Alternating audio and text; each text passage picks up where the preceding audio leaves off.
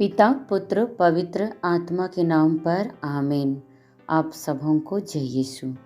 मेरे भाई मेरी बहन, आइए हम लोग एजेकियल के ग्रंथ का कुछ संक्षेपण संदेश को सुनेंगे और इसके कार्य को थोड़ा मनन चिंतन करेंगे। एजेकियल का अर्थ है ईश्वर शक्ति प्रदान करता है।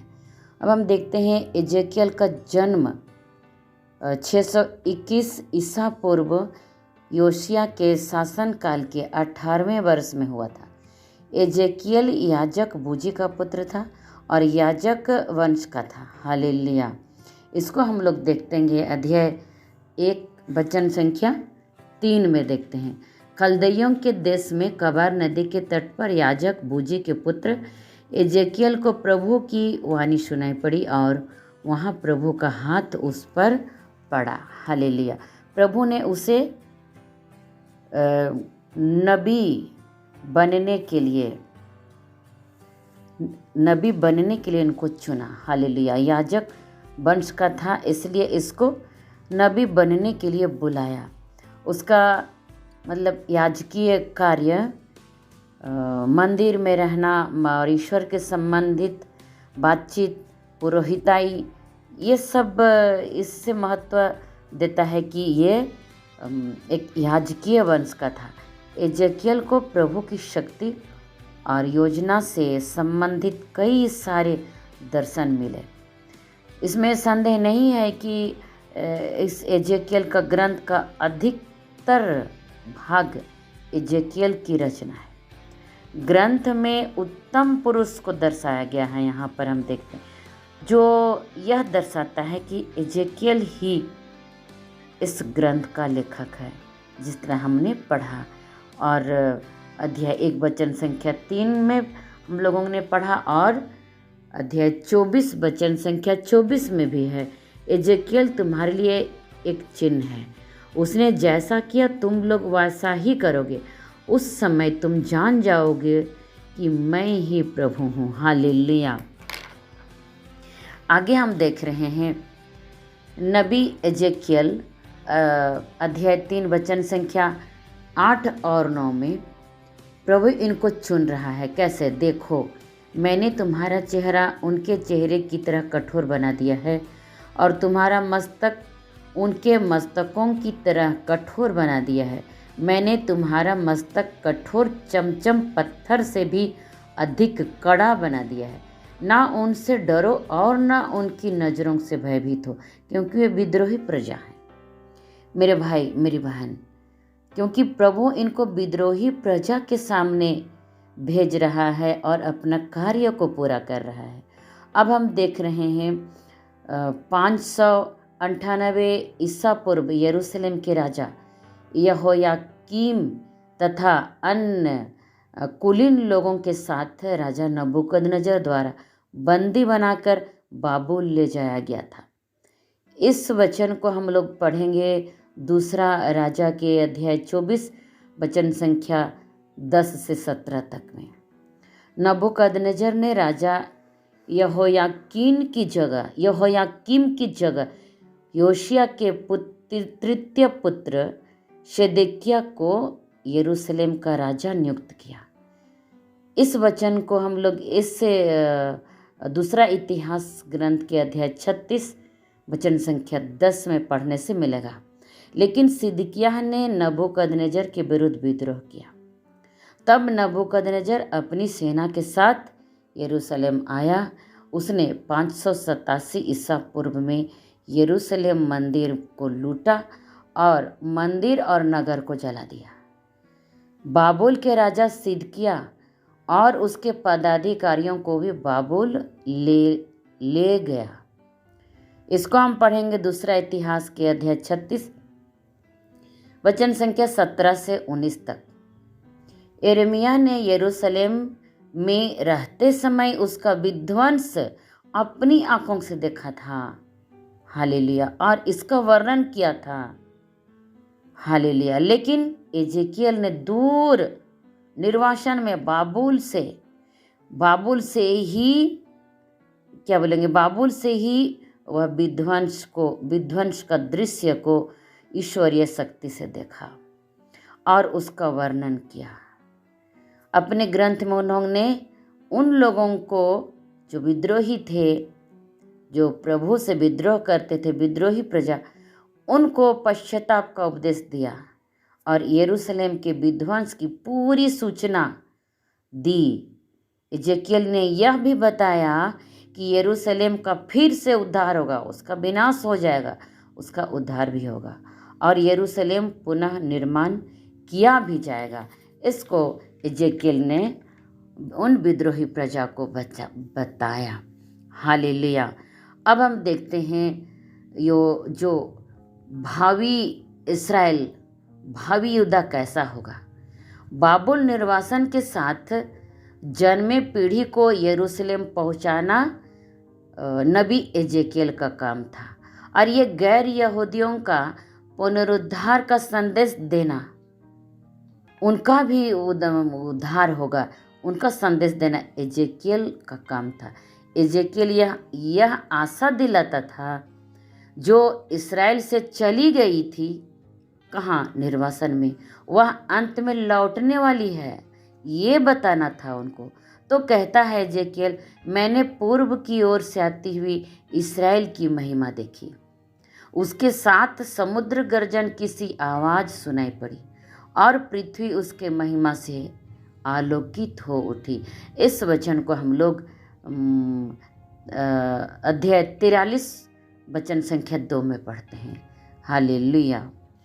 ईश्वर उन विद्रोही प्रजा के लिए कुछ वादा करता है। ये बहुत सुंदर वादा है, बहुत सुंदर शब्द है।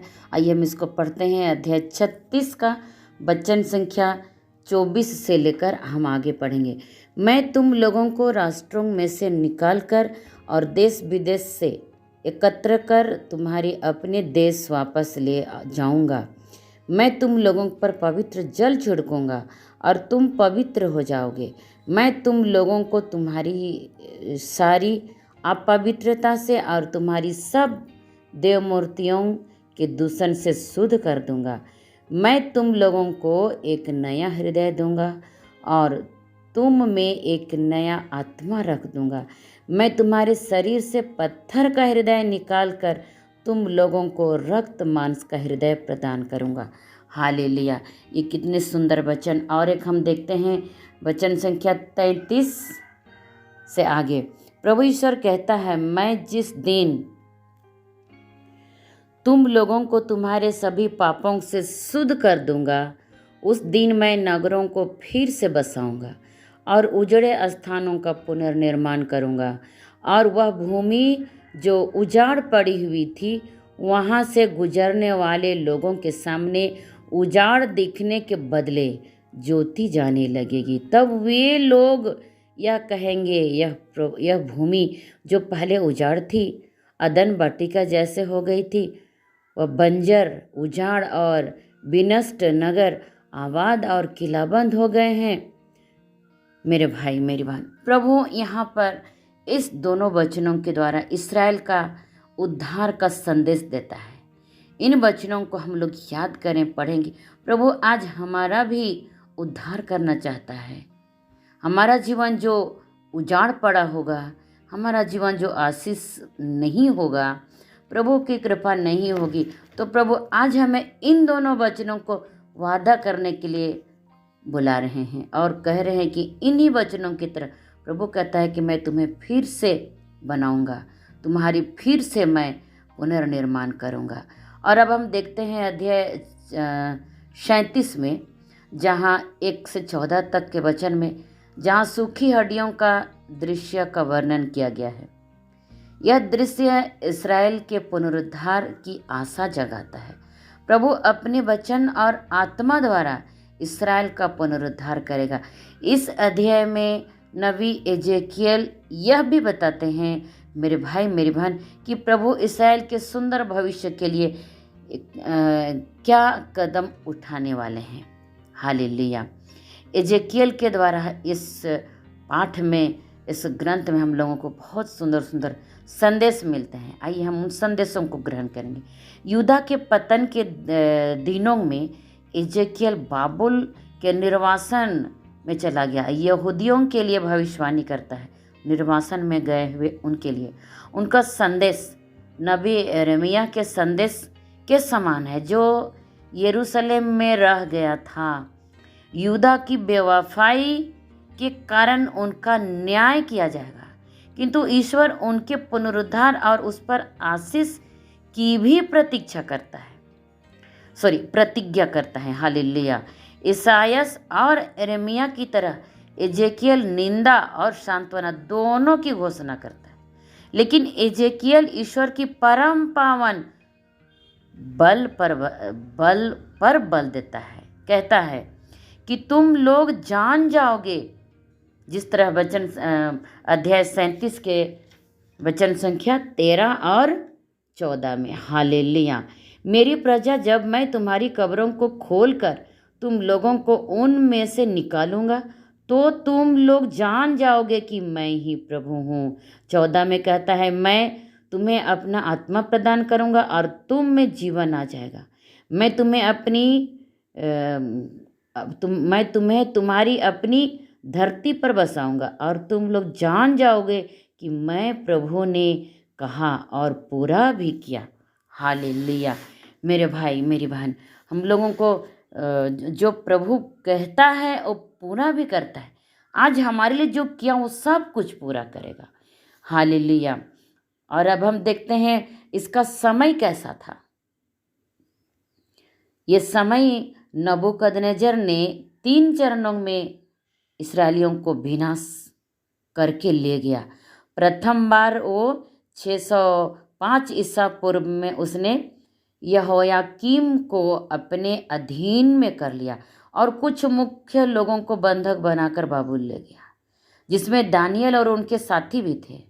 तब 598 ईसा पूर्व में यहोयाकीम और उसके पुत्र यहोयाकीन को नबूकदनेस्सर के विरोध विद्रोह किया।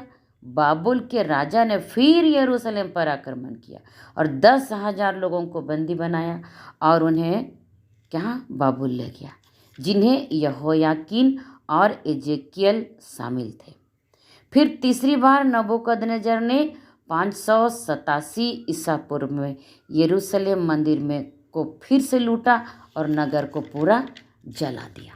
हालेलुया।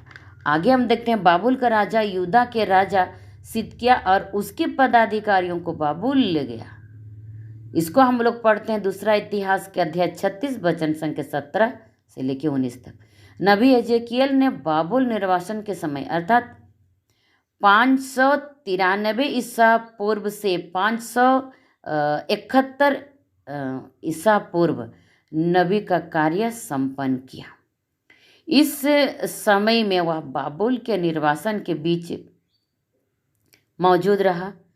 वह 598 ईसा पूर्व में यरूशलेम के राजा यहोयाकीन तथा कुछ अन्य कुलीन लोगों के साथ राजा नबूकदनेस्सर के द्वारा बंदी बनाकर बाबुल ले जाया गया।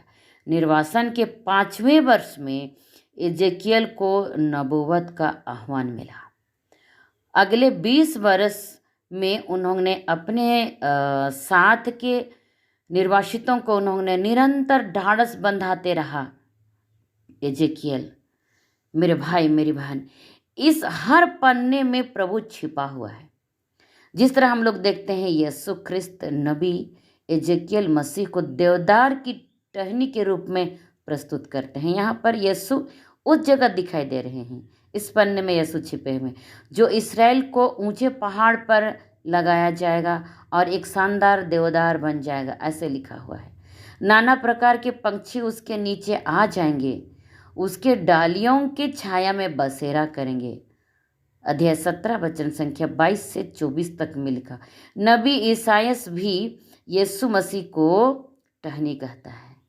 ईसायास भी अध्याय 11 वचन 1 में, यिर्मयाह और जकरिया के ग्रंथ में भी उसमें शाखा कहा गया है। यिर्मयाह के अध्याय 23 वचन संख्या 5 में और 33 वचन संख्या 15 में जकरिया भी कहा है। जकरिया के ग्रंथ में अध्याय 3 वचन संख्या 8 में और अध्याय 6 वचन संख्या 12 में। ईसा मसीह राजा है, ऐसे लिखा हुआ है। जिसे शासन करने का अधिकार है, प्रभु यीशु यह कहता है, नीचे को ऊंचा किया जाएगा और ऊंचे को नीचा, मैं इसको नष्ट नष्ट नष्ट कर दूंगा, लिखा है, जब तक उसका न्याय करने वाला अधिकारी नहीं आ जाता। कौन? यीशु मसीह के बारे में है, जिसे मैं वह अधिकार प्रदान करूंगा। ये अध्याय 21 वचन संख्या 31 और 32 में लिखा है। सच्चा मसीह चरवाहा है जो अपनी भेड़ों को मुक्त करेगा और उन्हें चराएगा। इसको अध्याय 34 वचन संख्या 11 से 31 तक में लिखा है। हालेलुया।